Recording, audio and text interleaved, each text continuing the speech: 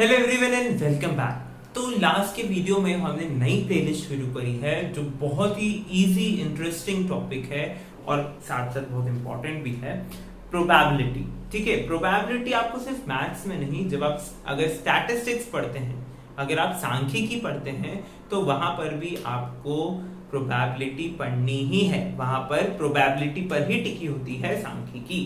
सांख्यिकी का एक बहुत ही बेसिक टॉपिक होता है, स्टैटिस्टिक्स का बहुत ही बेसिक टॉपिक होता है प्रोबेबिलिटी। ओके, सो प्रोबेबिलिटी में इस वीडियो में सबसे पहले जो हम डिस्कस करने वाले हैं वो है कि ट्री डायग्राम क्या होता है।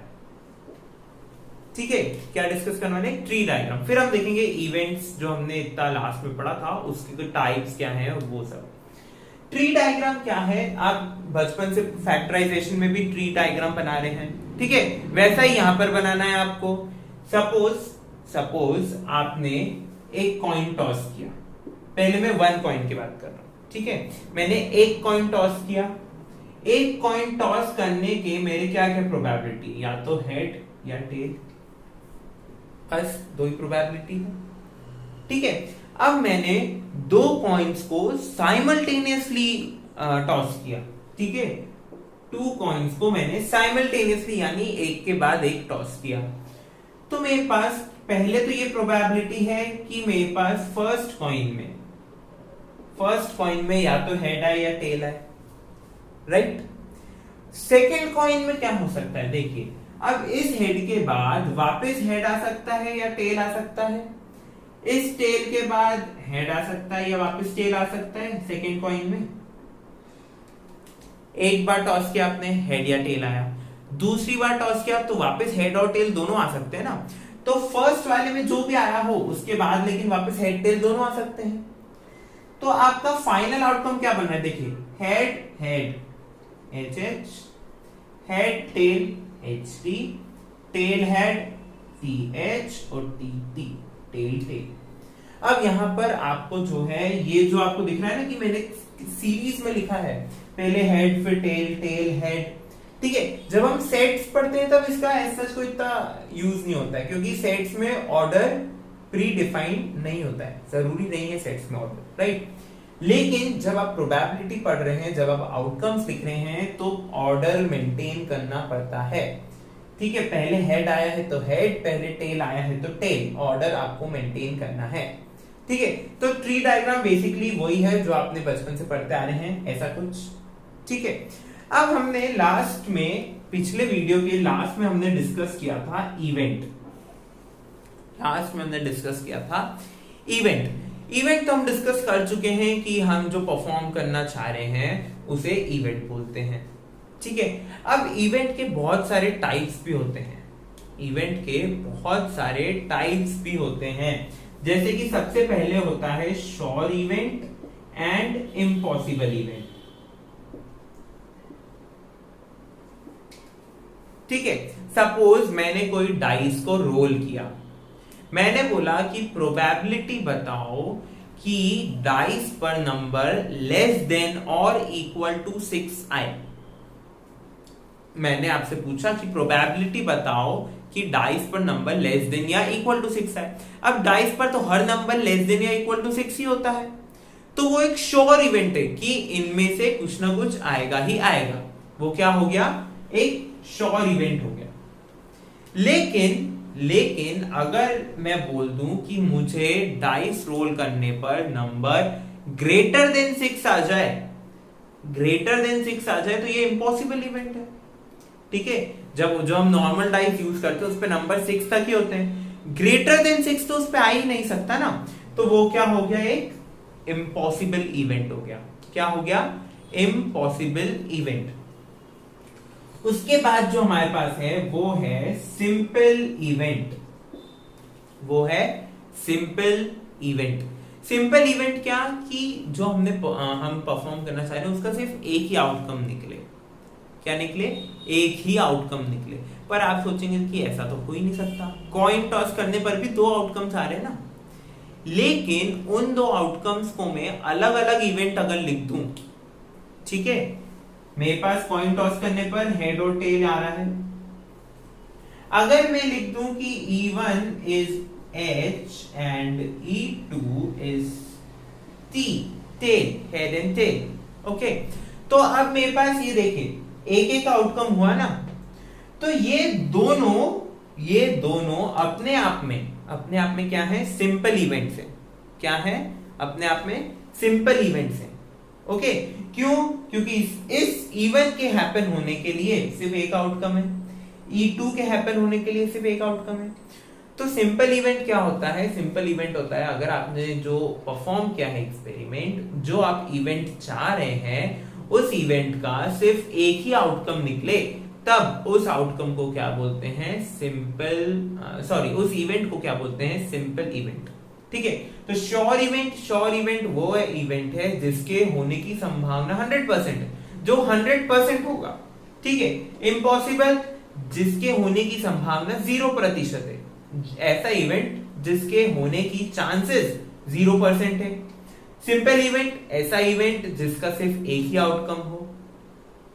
ओके, सिंपल इवेंट के बाद जो हमारे पास है वो है कंपाउंड इवेंट। क्या है हमारे पास? Compound event. तो कंपाउंड इवेंट क्या है? कुछ भी नहीं है, बहुत सिंपल है। जैसे सिंपल इवेंट में क्या था कि एक आउटकम होना चाहिए। कंपाउंड इवेंट वो इवेंट्स हैं जिनका एक से ज्यादा आउटकम निकले। ठीक है, ऐसे इवेंट्स जिनके फेवरेबल आउटकम्स एक से ज्यादा हो। ठीक है, जैसे सपोज मैंने आपको बोला कि मैंने 2 कॉइन्स टॉस किए, अब मुझे ऐसे इवेंट चाहिए जिनमें एटलीस्ट 1 हेड हो। क्या हो? At least 1 head. तो मेरे पास ऐसे 3 आउटकम्स है जिनमें एटलीस्ट 1 हेड हो।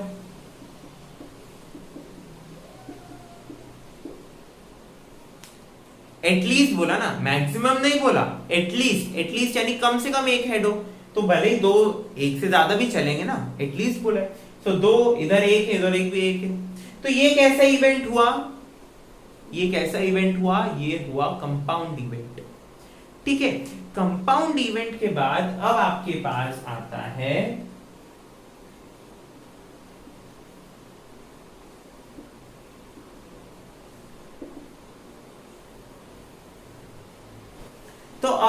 आया है mutually exclusive event. Mutually exclusive event, ठीक है, देखिए म्यूचुअली और एक्सक्लूसिव जब भी हम कहीं शोरूम या किसी में भी जाए, एक्सक्लूसिव ओहो यानी कि वैसे बहुत कम पीसेस हैं, वो अपने आप में अलग है। एक्सक्लूसिव यानी वो अपने आप में अलग है, राइट। सो म्यूचुअली एक्सक्लूसिव यानी अगर हमारे पास कोई एक्सपेरिमेंट हमने परफॉर्म किया है तो एक इवेंट दूसरे इवेंट की हैपनिंग को रोक दे। ठीक है, यानी कि अगर हमारे पास उसमें बहुत सारे आउटकम्स, राइट, तो मैंने कोई उसमें इवेंट लिखा, सपोज मेरे पास मैंने एक एक्सपेरिमेंट परफॉर्म किया, उसमें मेरा एक इवेंट है E1, एक इवेंट है E2। तो मैं बोल रहा हूं अगर E1 हुआ तो E2 नहीं होगा, और अगर E2 हुआ तो E1 नहीं होगा। अगर ऐसा होता है कि एक का होना दूसरे के होने को रोक देता है या उसकी पॉसिबिलिटी 0 कर देता है, ऐसे इवेंट्स को बोला जाता है म्यूचुअली एक्सक्लूसिव इवेंट्स। ठीक है, म्यूचुअली एक्सक्लूसिव आप कैसे चेक करेंगे? अगर किन्हीं दो इवेंट का इंटरसेक्शन 5 हो जाए, यानी नल हो जाए। अब ये इंटरसेक्शन 5 ये सब मैं आपको सेट थ्योरी में बता चुका हूं। ठीक है, तो अगर किन्हीं दो इवेंट का इंटरसेक्शन 5 हो गया तो वो कैसे होंगे? म्यूचुअली एक्सक्लूसिव होंगे।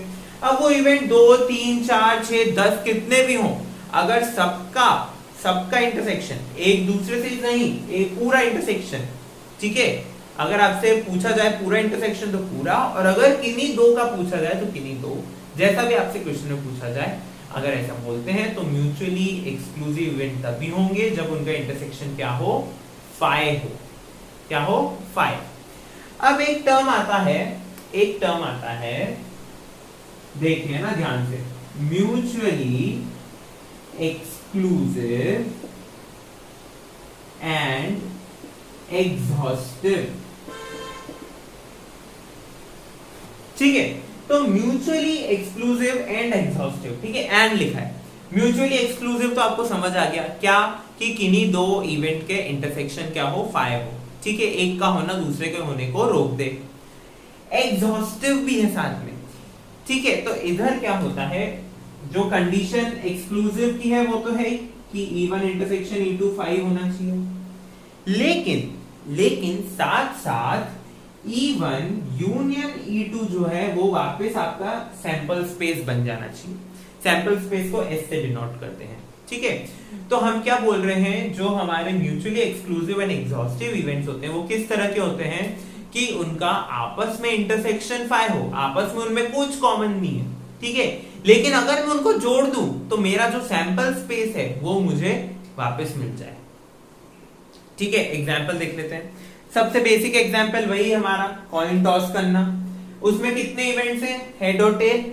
अगर हेड आएगा तो टेल नहीं आएगा, टेल आएगा तो हेड नहीं आएगा, तो ये दोनों कैसे हो गए, म्यूचुअली एक्सक्लूसिव इवेंट हो गए, ठीक है। लेकिन अगर मैं इन दोनों को जोड़ दूं तो मेरे पास सैंपल स्पेस बन जाएगा वापस। एक कॉइन टॉस करने का सैंपल स्पेस यही है H, T, head and tail, तो बन गया मेरा सैंपल स्पेस।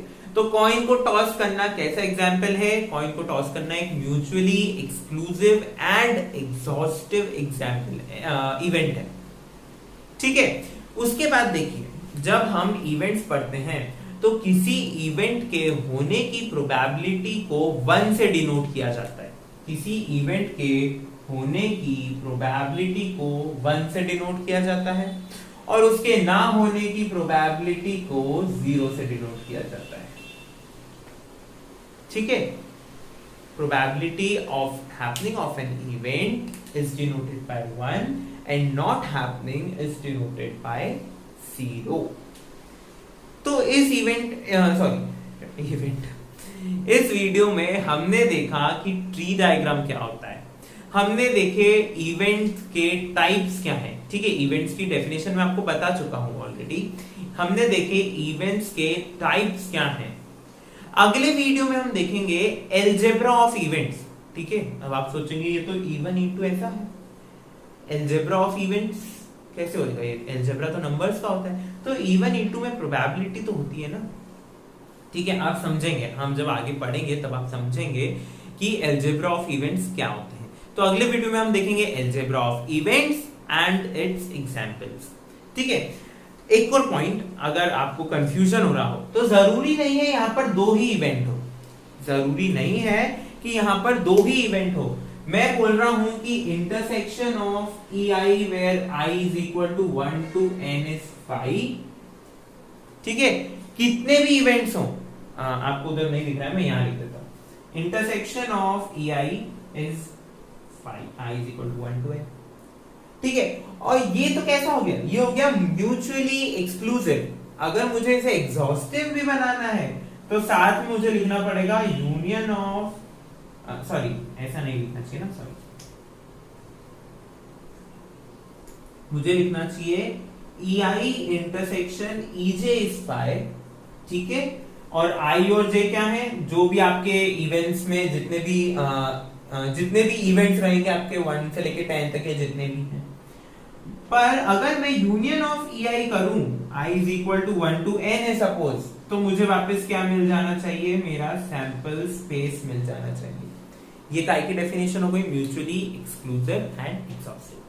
तो इस वीडियो में इतना ही, मिलते हैं अगले वीडियो में with algebra of events and it's example. तब तक के लिए thank you for watching and keep supporting.